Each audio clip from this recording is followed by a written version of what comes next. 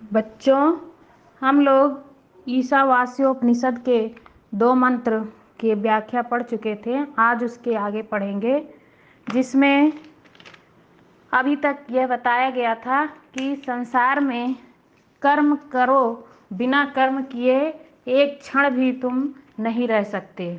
और इस तरह से जो कर्म में आसक्ति छोड़ करके बिना उससे लिप्त हुए, बिना फल की आशा किए हुए कर्म करेगा, ऐसे उस मनुष्य का जीवन सफल हो जाएगा और उसे मोक्ष की प्राप्ति भी हो जाएगी।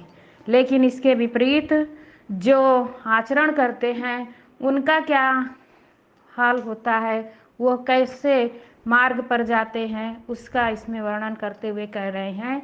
आसुरिया नाम ते लोका अंधेन तमसा आवृतास ते प्रेत्या अभिगच्छन्ति ये के चा आत्महनो जना।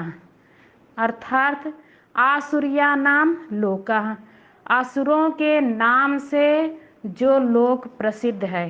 कहने का मतलब कि ये जो पृथ्वी लोक है या नरक लोक है, इसे असुरों का लोक कहते हैं। इस लोक में मनुष्य क्या है? ते अंधेन तमसा आवृतः, अज्ञान तथा अंधकार ही भरा हुआ है। अर्थात यह नरक लोक जो है, जिसमें अज्ञान एवं अंधकार ही है, इसके अतिरिक्त और कुछ भी नहीं है। ये केचा आत्महना जना तय प्रेत्यतान अभिगच्छन्ति। अर्थात जो मनुष्य आत्महत्या करने वाले हैं, वे मर करके भी उन लोकों को पुनः पुनः प्राप्त हो जाते हैं। कहने का मतलब कि इस पृथ्वी लोक में रह करके जो कर्म में आसक्ति से युक्त हो करके कर्म करता है, माया मोह के बंधन में पड़ा हुआ रहता है, ऐसा वह मनुष्य बार बार इस पृथ्वी पर जन्म लेता है, मृत्यु को प्राप्त करता है और दुख, व्याधि, पीड़ा आदि जो है भोगता रहता है। तो इसलिए अगर हमें इस सभी कष्टों से छुटकारा पाना है तो अपने सभी कर्मों को ईश्वर के प्रति समर्पित करते हुए करना चाहिए।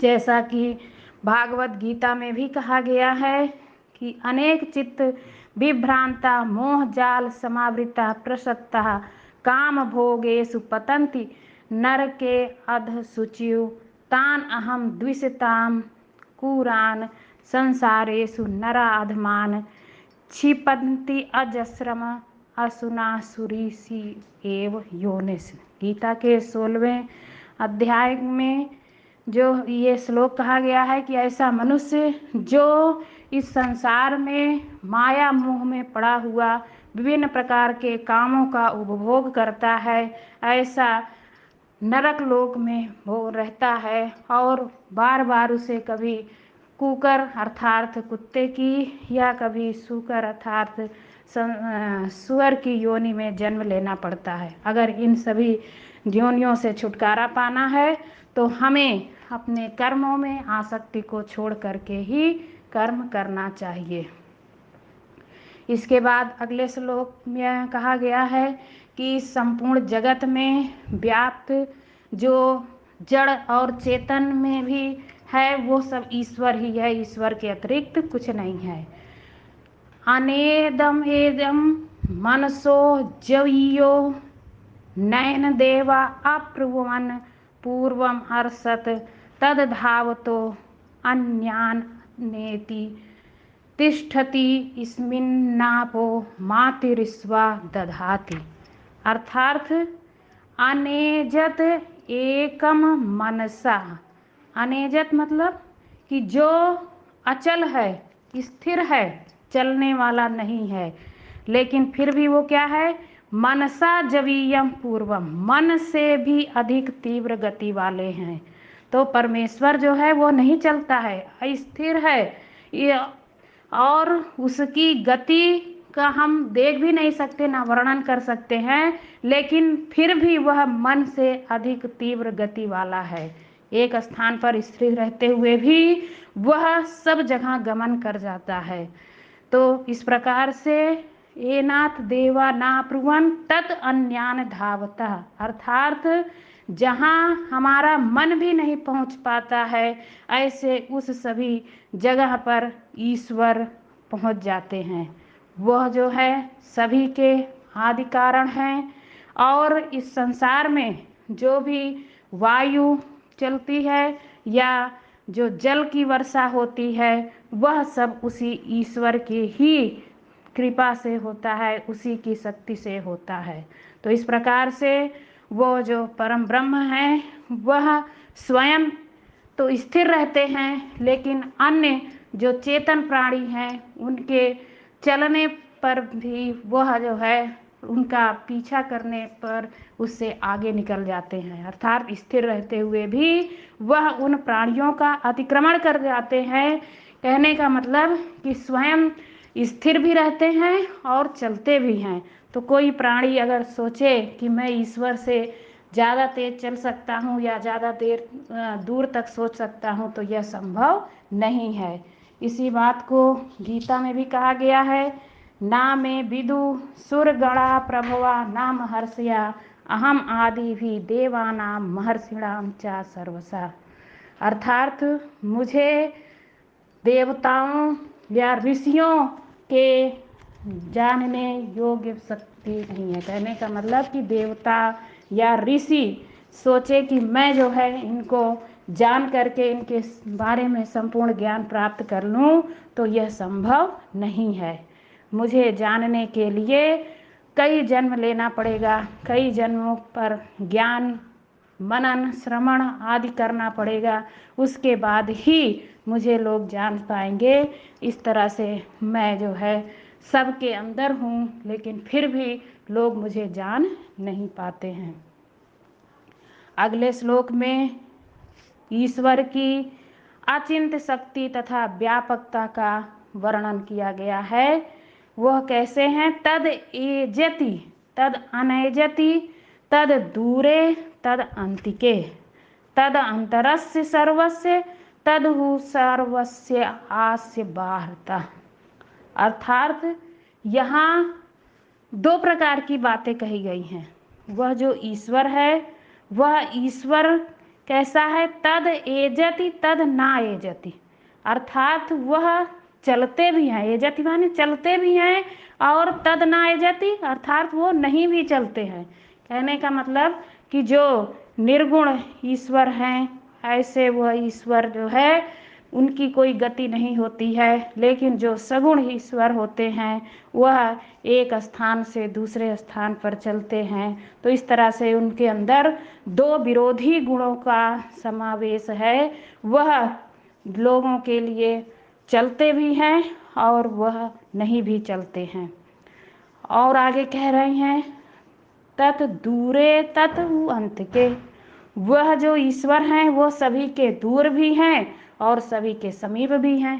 कहने का मतलब कि जिसके अंदर प्रेम है, श्रद्धा है, विश्वास है, ऐसे उस मनुष्य के लिए वह ईश्वर उनके समीप में है।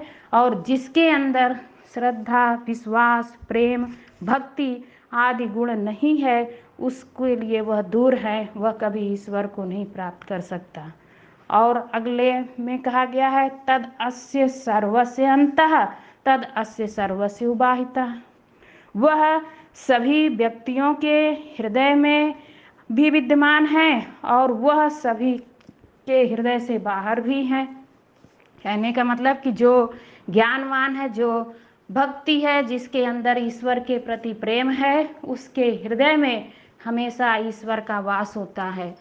और जो इन सब गुणों से परे है, जिसके अंदर घृणा है, द्वेष है, अज्ञानता है, मूर्खता है, ऐसे उस मनुष्य के लिए ईश्वर बहुत दूर है। ऐसे उस मनुष्य को कभी भी ईश्वर की प्राप्ति नहीं हो सकती है। इस बात को गीता के 7वें अध्याय में भी कहा गया है, मत परतरः न अन्यत् किंचिदस्ति धनंजय मयि सर्वमिदं प्रोक्तम सूत्रे मणिगणा इव।